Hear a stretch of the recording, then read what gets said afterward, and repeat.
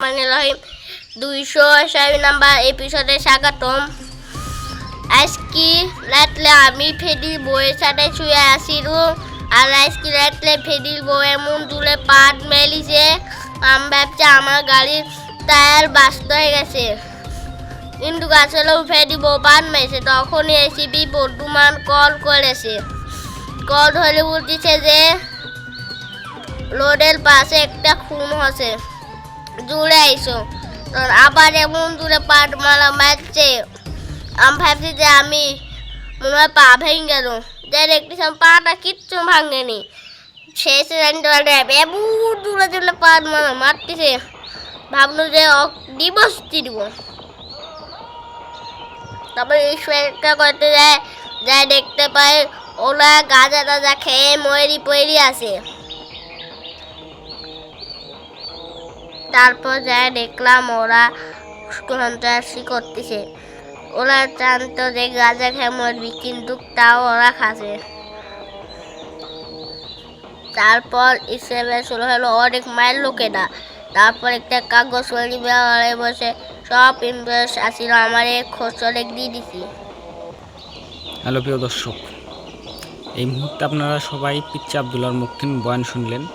তো এখন আমি আপনাদের সামনে কথা বলি।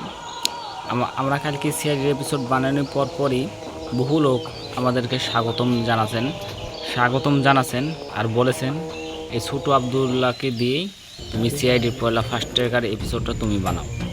মানে একে আপনারা দেখতেছেন, এটি ভালো লাগতেছে আপনাদেরকে সবাই মতামত, যেহেতু খুনের এপিসোড।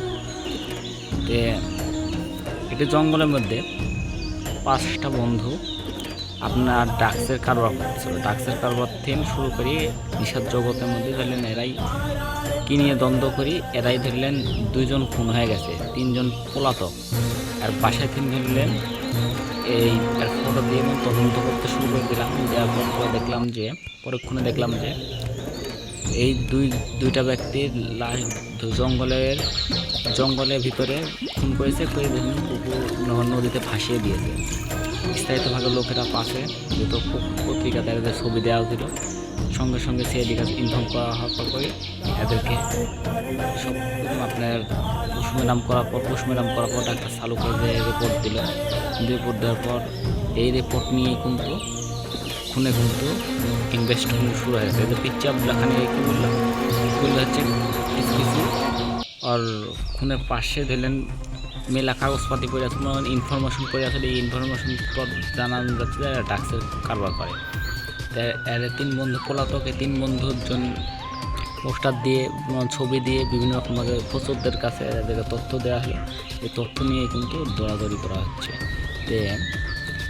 আমরা দেখতে পেলাম যে পরক্ষণে একজনকে মুম্বাইতে পাওয়া গেল, আরেকজনকে চেন্নাই পাওয়া গেল, একটা কলকাতা পাওয়া গেল। কলকাতার এরা সবাই আত্মগোপনে লুকিয়ে আসছিল। পরে ছোটো আবদুল্লাহ কীভাবে খুনিকে ব্যয় করলো তার মুখ থেকে একটু শুনুন। আমি বেশিক্ষণ কথা বলবো না। আমাদের এই কেসটা সমাধান করেছে ছোটো আবদুল্লাহ। তারপর কী বৃত্তান্ত হবে সেটা আপনাদের সামনে আমি বলবো না। আমি আর দয়াল বউ কলকাতা গেছিল, কলকাতা দয়াল বউ খুনি ধরেছে আর পক করে পাট বেজে খুনি অজ্ঞান হয়ে পড়ে গেছে, আমিও পড়ে গেছি। ভিডিওটি ভালো লাগলে লাইক ও সাবস্ক্রাইব করবেন। আমাদের এরকম ভিডিও পেতে হলে আপনারা অবশ্যই চ্যানেলটি সাবস্ক্রাইব করবেন, আর যদি ভালো লাগে তাহলে লাইক কমেন্ট শেয়ার করে বন্ধুবান্ধব সবাই দেবেন। ধন্যবাদ। আসসালামু আলাইকুম।